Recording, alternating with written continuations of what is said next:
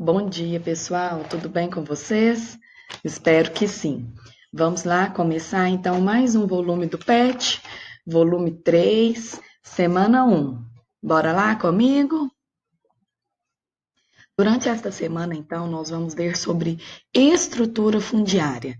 Alguém de vocês sabem aí o que significa estrutura fundiária? É o modo, pessoal, como as propriedades agrárias estão distribuídas e organizadas, tá? Em um determinado lugar, em um determinado país. Combinado? Então vamos lá. Primeiramente, a gente vai ver no geral, depois a gente vê do Brasil, viu? Então, olha, a terra, ela é um elemento da natureza fundamental para a sobrevivência humana.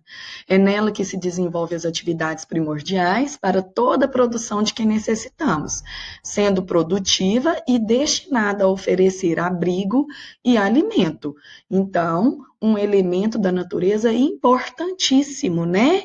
Para todas as pessoas, todos nós necessitamos. Então, olha, apesar da imensidão do território mundial, não conseguimos distribuir as terras de uma forma justa. O resultado é a concentração nas mãos de uma pequena parte da população. Então, o que é isso, pessoal? É uma má distribuição das terras, né? Ela não foi feita de forma justa. Então, há uma grande desigualdade, onde uma pequena parcela da população detém a maior parte das terras. E a maioria das pessoas tem uma pequena terra, um pequeno pedaço, ou às vezes nem tem nada, não é mesmo? Então, isso significa, gente, que esses povos, né, é, mais pobres, por exemplo, essa população mais pobre, que são vítimas da falta de acesso à terra, gera grandes consequências na qualidade de vida, né, no acesso ali aos meios de produção. Então, isso acontece no mundo todo, inclusive no Brasil. Tá bom? Então, olha, agora a gente vai falar sobre essa estrutura fundiária no Brasil. Tem uma charge, né, de um pai falando com o filho, olha, até onde a vista alcança, nada disso é seu, meu filho. Então vamos lá, continuando. As estruturas fundiárias em países periféricos como o Brasil apresentam heranças do período colonial, quando as terras foram dominadas pela coroa portuguesa, que as distribuiu segundo seus interesses, gerando a concentração nas mãos de uma elite, o que revela o exercício do poder e da exploração até os dias atuais. Então, o que a gente percebe? Que isso faz parte da história do nosso país, né? Que não é de agora. Essa desigualdade social que nós vivemos agora, gente, ela vem desde a distribuição dessas terras. Vocês perceberam, então, que apenas uma elite, né, detinham as terras? Por quê? Porque revelava poder. Quanto mais terras tinham, mais poder as pessoas tinham. Então, elas acabaram concentrando em determinadas famílias, né? Em determinadas pessoas ali. Então, olha, essa estrutura fundiária, gente, ela é diferente em países desenvolvidos dos países subdesenvolvidos. Vamos ver então agora a diferença dela, dessa estrutura fundiária.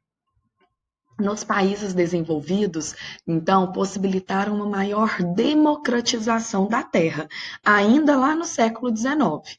A maioria deles tiveram uma ocupação vinculada a uma estrutura fundiária planejada. Palavra importante, olha, com pequenas e médias propriedades. Desenvolveram projetos de assentamento. Então, o que isso revela para nós? Que os países desenvolvidos tiveram, então, uma forma mais organizada nessa distribuição de terras, né? De forma, então, que as pessoas ficaram com pequenas e médias propriedades, né? Não teve uma grande desigualdade, então. Já nos países subdesenvolvidos, né, com grande concentração de terra, tem uma expressiva parte da sua população sem acesso à mesma. Olha o que eu disse antes. Áreas ocupadas por latifúndios voltados para atender à exportação deixam de lado as necessidades básicas do seu povo, o que dificulta a vida dos pequenos produtores que sofrem com uma lenta reforma agrária e com medidas governamentais ineficientes para o desenvolvimento da produção em pequenas e médias propriedades.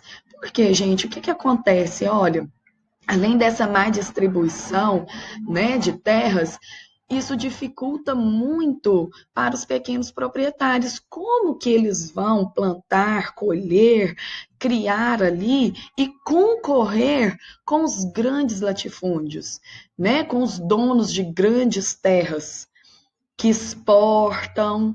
Então vai cada vez mais ficando mais longe, né, essa igualdade. E é isso que acontece, então, com os países, a maioria dos países subdesenvolvidos. Olha, então existe a Organização das Nações Unidas para a Alimentação e Agricultura, FAO. Ela é indispensável à organização, propõe um amplo debate e negociações que possibilitem a erradicação da fome e da pobreza no mundo. Então, diante da estrutura, né, apresentada nos países desenvolvidos e subdesenvolvidos aí, né, o que eu disse, estabelecer, gente, uma estratégia política mundial, né, que vai tratar de questões aí, apresentando projetos e ações que permitam, então, uma contínua democratização da terra aí, né? É primordial isso aí. E a FAO, ela tem esse objetivo, né, de tentar organizar aí para tentar erradicar a fome, né, e a pobreza no mundo. Ficou certo, pessoal? Correto? Então vamos lá para as atividades agora. Olha, na primeira questão fala o seguinte: podemos considerar na estrutura fundiária do Brasil que os latifúndios, grandes propriedades rurais em extensão, em tamanho, né, ocupam o maior percentual das terras agricultáveis. Você concorda com essa afirmação? Justifique sua resposta. Então, você concorda que no Brasil, né, a maior parte das terras agricultáveis são de grandes propriedades rurais? Em extensão, né, em tamanho? Se você concordar, né, você vai justificar a sua resposta. Na questão 2, você vai diferenciar a estrutura fundiária dos países desenvolvidos com a estrutura dos países subdesenvolvidos. Já expliquei, né, nos slides anteriores aí, quem não pegou, volta um pouquinho o vídeo para pegar a informação. A questão 3 e 4, vocês vão fazer de acordo com essa charge. Olha, tem lá um terreno, né? Escrito propriedades do senhor todos da Silva. Então tem Silva pai, Silva júnior, Silva avô, Silva tio, né? E assim por diante. Aí o menininho indaga o pai, né? Mas papai, ouvi dizer que todos têm direito à terra. Por que não temos a nossa?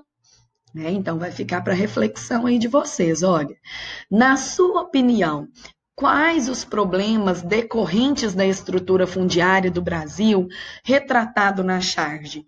Então, quais os problemas aí dessa mal distribuição das terras, né, no Brasil estão sendo retratados aí na charge? 4. Justifique a necessidade de romper com a situação retratada na charge. Então, qual a necessidade de acabar com essa situação, né? De minimizar este problema? E por último, né, na questão 5, pediu para vocês lerem o trecho, olha. No estágio atual de desenvolvimento do Brasil, a FAO atua com foco na promoção do diálogo e debate internacional para o intercâmbio de experiências e projetos com enfoque especial na cooperação Sul-Sul. Então, vocês vão explicar o que é a FAO, né? Já falei também para vocês, e qual a sua importância, tá bom? Voltem lá, né, um pouquinho no vídeo que vocês vão entenderem, e se precisarem, podem pesquisar também. Correto, pessoal? Ficou claro? Espero que sim. Então, bons estudos para vocês. Qualquer dúvida, podem me chamar, estou aqui à disposição.